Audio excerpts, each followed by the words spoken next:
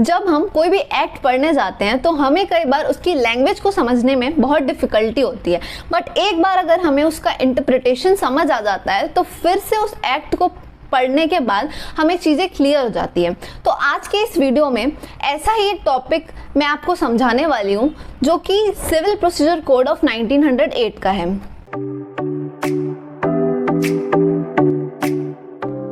Hi, welcome to Without Prejudice. So in this video we are going to understand the concept of res sub judice and res judicata that is given under Civil Procedure Code of 1908. So first of all we are going to deal with section 10. So सबसे पहले जान लेते हैं कि section 10 क्या कहता है। तो सेक्शन 10 को जब आप बेयर एक्ट की लैंग्वेज में देखते हैं तो आपको पता चलता है कि वहाँ पे उसका टाइटल स्टे ऑफ सूट लिखा हुआ है, बट इसका जो लैटिन प्रोनाउंसिएशन है वो रेस सब जुडिस है। तो सबसे पहले ये जान लीजिए कि रेस सब जुडिस क्या होता है। तो रेस सब जुडिस is something which says that when the matter is already pending before the court, then parties cannot go and file another suit in the same subject matter and having the same title.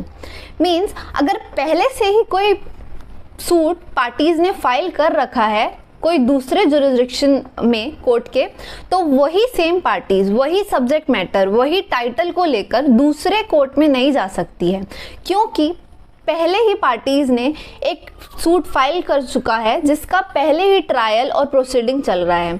और अगर फिर से parties उसी case को लेकर दूसरे court में जाती है, ऐसे में जो पार्टी सेकेंड सूट फाइल कर रही है जाके, उस सेकेंड सूट को हम सब्सिक्वेंट सूट कहेंगे, और जो सूट पहले से पार्टीज ने फाइल कर रखा है उसे हम प्रीवियस सूट कहेंगे।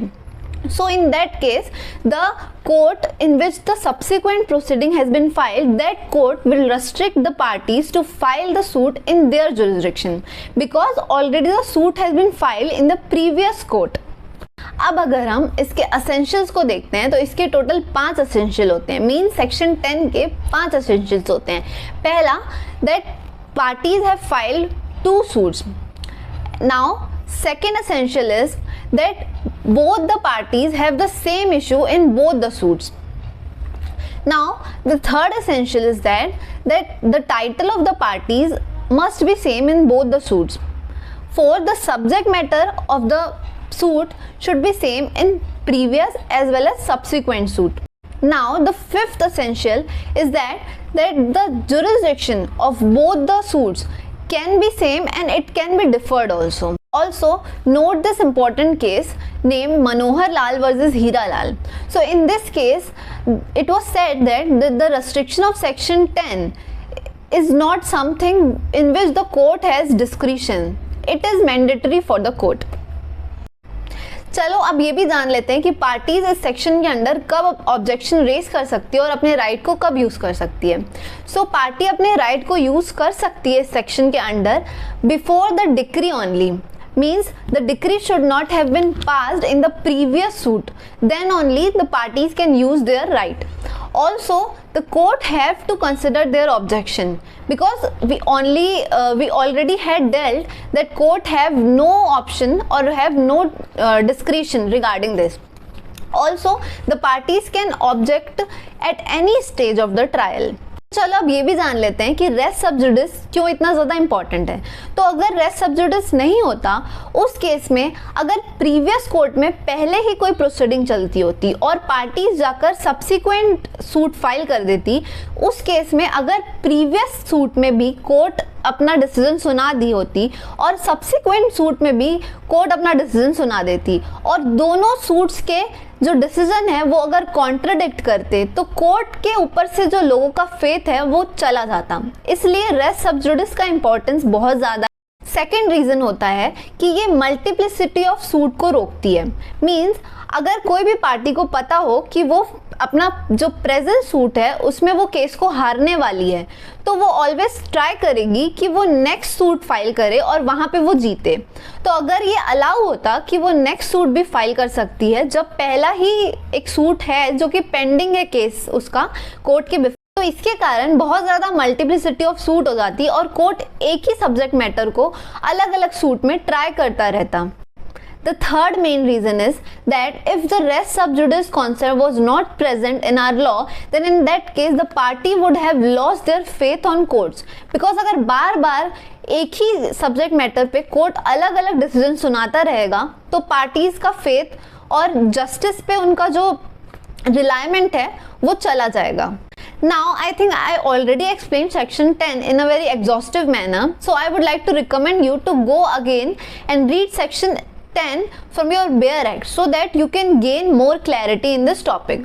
Now let's move into our next topic, that is section 10, which mainly talks about res judicata. So I would like to give you one tip that section 10 और section 11 के बीच confuse होने की कोई ज़रूरत नहीं है. If अगर आपको लगता है कि ये बहुत कंफ्यूजिंग है, बिकॉज सेक्शन 10 और सेक्शन 11 के बीच माइनर डिफरेंस है. तो चलो पहले सेक्शन 11 को समझते हैं, फिर वीडियो के लास्ट में मैं सेक्शन 10 और 11 के बीच का डिफरेंस भी आपको बताऊं. सो रेस जुडिकेटा भी एक लैटिन लैंग्वेज होती है, जिसका मतलब होता है कि अगर कोई भी कॉम्पिटेंट कोर्ट ऑलरेडी किसी भी पर्टिकुलर केस के बारे में डिसीजन दे चुका है और उस पर्टिकुलर केस को again same parties same title लेकर और सेम सब्जेक्ट मैटर लेकर दूसरे कोर्ट में जाती है और सूट फाइल करती है, तो जो प्रीवियस कोर्ट में पहले से डिसीजन आ चुका है उसके बेसिस में जो सब्सिक्वेंट सूट होगी वो क्वेश कर दी जाएगी कोर्ट के द्वारा. अब ये भी जरूरी है कि इस सेक्शन के भी एसेंशियल को हम समझ लेते हैं to gain more clarity in this topic. So first of all there must be two suit. The second essential is that the former suit has already been decided by the court and parties have filed the subsequent suit. Third essential is that the issues which parties are raising in a subsequent suit must be same or directly and substantially related to the former suit.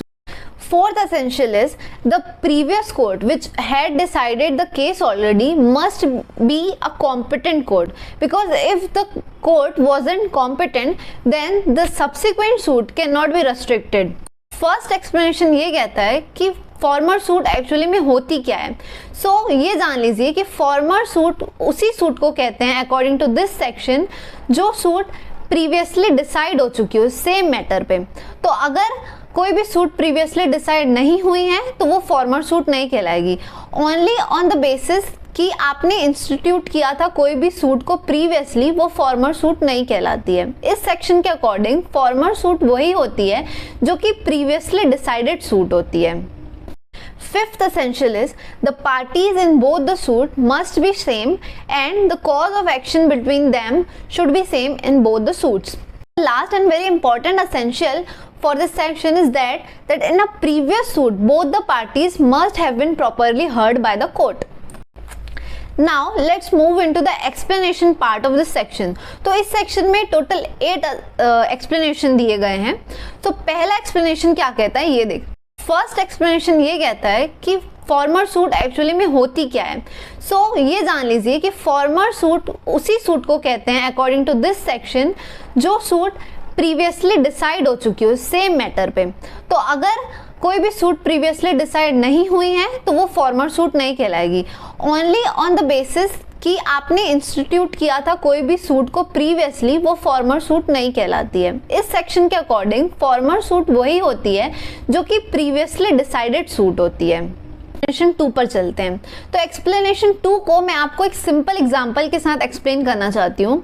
तो suppose करते हैं कि दो parties थी जिनके बीच dispute था. पहली party का नाम ए था और दूसरी पार्टी का नाम बी था. अब ये दोनों पार्टीज के बीच डिस्प्यूट था जो कि कोर्ट ने सॉल्व कर दिया था, मींस डिसीजन इनके मैटर पे आ चुका था. अब जो अग्रीव्ड पार्टी है, सपोज करते हैं कि बी जो था वो अग्रीव्ड पार्टी था, वो जाकर अपील करता है दूसरे कोर्ट पे. बहुत बड़ा एक कंफ्यूजन था कि in case of appeal res judicata apply होता है या नहीं. तो एक्सप्लेनेशन 2 ये चीज को क्लियर करता है कि res judicata in case of appeal भी अप्लाई होता है. मींस अगर पार्टी फिर से केस को अपील में लेकर जाती है और सेम इश्यूज के साथ सेम सब्जेक्ट मैटर पे अपील करना चाहती है तो वहां पर कोर्ट उनको रेस्ट्रिक्ट करता है. अब एक्सप्लेनेशन 3 पर चलते हैं. तो एक्सप्लेनेशन 3 एक बहुत सिंपल सी चीज कहता है कि ये बहुत ज्यादा इंपॉर्टेंट रहता है कि फॉर्मर सूट पे जो पार्टीज हैं वो सारे इश्यूज को रेस कर दिए हों और उन इश्यूज को रेस करने के बाद कोर्ट ने उन इश्यूज को सॉल्व कर दिया हो. या फिर वो सारे इश्यूज एक्सप्रेसली और इम्प्लाइडली डिनाई हो गए हों या एक्सेप्ट हो गए हों। तो मुझे लगता है कि मैंने आपको एक्सप्लेनेशन 3 बहुत एग्जॉस्टिवली एक्सप्लेन कर दिया है, तो एक्सप्लेनेशन 4 पर चलते हैं, क्योंकि एक्सप्लेनेशन 4 एक्सप्लेनेशन 3 से बहुत ज़्यादा रिलेट करता है। सो यहाँ पे ये बताया गया है कि अगर कुछ ऐसे इश्यूज हैं जो पार्टी को रेस करने चाहिए थे और पार्टी उसे नहीं रेस करती है, तो कोर्ट उन इश्यूज को मान लेता है कि पार्टीज ने रेस किया था और पार्टीज को सारे अपॉर्चुनिटी दिए गए थे कि वो रेस करे और पार्टी ने उसे रेस भी किया और कोर्ट ने उसको ऑलरेडी डिसाइड कर दिया है। चलो इस चीज़ को एक एग्जांपल के थ्रू मैं आपको एक्सप्लेन करती हूँ कि अगर डिस्प्यूट था बिटवीन ए एंड बी और ए को 10 इश्यूज रेस करने थे बट उसने सिर्फ 8 इश्यूज रेस किया कोर्ट के बिफोर। यहाँ पे एक्सप्लेनेशन 4 सिर्फ ये कहता है कि कोर्ट ऑलरेडी कंसिडर कर लेगा कि सारे इश्यूज पार्टीज ने रेस किया है और कोर्ट ने उसे सॉल्व भी कर दिया है।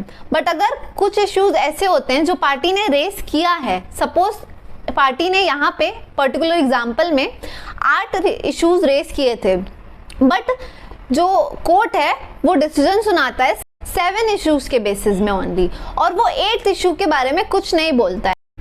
तो ये भी अज्यूम कर लिया जाता है कि कोर्ट ने 8th इशू को इम्प्लाइडली डिनाई कर दिया है बिकॉज कोर्ट ने 8th इशू के बारे में कोई बात नहीं की है। तो आई होप कि एक्सप्लेनेशन 4 भी आपको बहुत अच्छे से समझ आ गया हो। And please also note that explanation 4 is called as constructive res judicata. तो चलिए अब 5th एक्सप्लेनेशन की तरफ चलते हैं। तो मैंने आपको 4th एक्सप्लेनेशन समझाते समय ही 5th एक्सप्लेनेशन भी समझा दिया है but I would like to explain it again because वहाँ पर मैंने आपको मेंशन नहीं किया कि ये पर्टिकुलरली एक्सप्लेनेशन 5 के बारे में बात हो रही है। सो एक्सप्लेनेशन 5 ये कहता है कि पार्टीज अगर 8 इश्यूज रेस कर चुकी है पहले से कोर्ट में बट कोर्ट ने 7 इश्यूज के बारे में ही डिसाइड किया और उसी के बारे में ही जजमेंट दिया और 8th इश्यूज को इग्नोर कर दिया या 8th इशू के बारे में कुछ कहा नहीं, तो ये कंसिडर कर लिया जाता है कि कोर्ट ने उसको इम्प्लाइडली रिजेक्ट कर दिया। चलिए अब एक्सप्लेनेशन 6 की ओर चलते हैं। तो एक्सप्लेनेशन 6 रिप्रेजेंटेटिव सूट के बारे में बात करता है।